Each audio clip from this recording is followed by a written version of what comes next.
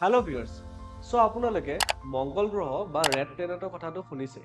কিন্তু তাতো যে ভলকেনিক এৰাপশ্যন হয় কেতিয়াবা গম পাইছিলেনে না অলিম্পাছ মনছ নামৰ এটা চিল ভলকেনো আছে which is not only the tallest volcano in Mars but